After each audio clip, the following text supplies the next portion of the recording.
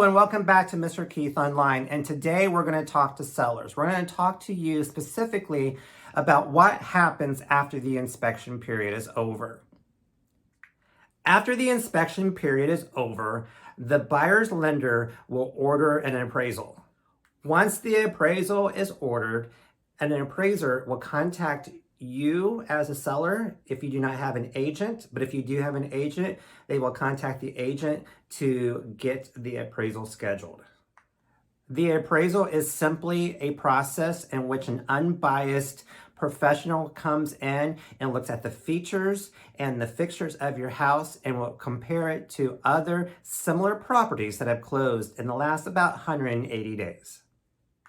Once the appraiser is completed with the process, he or she will go back to his or her office and complete a report and get it to the lender. Usually this process takes between 7 and 10 business days. As a seller, you probably are not going to learn anything about the appraisal report unless the value that the appraiser came up with is under the contracted price. If it is under the contracted price, the buyer and the buyer's agent will work with you and your seller's agent to determine what are the next steps.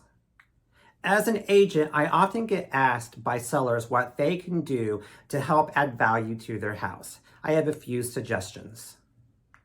Number one, and I've talked about this already, but it is to work on your curb appeal. Declutter and clean as much as you possibly can. You want to make the house look as big and as usable as possible.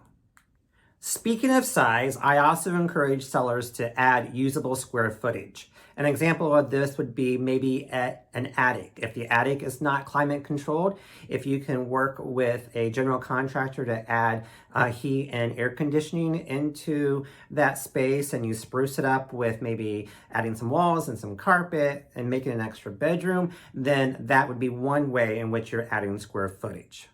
Speaking of paint, adding a fresh coat of paint and sprucing up the house will also add value. Even replacing a bedroom that has some bad carpet. If you take out the carpet and put new carpet in, that will add value.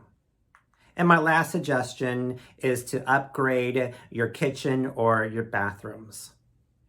I do have one caution though. You don't want to add too much value to the house because again, remember the appraiser is going to look at comps of the houses that have sold in the last 180 days.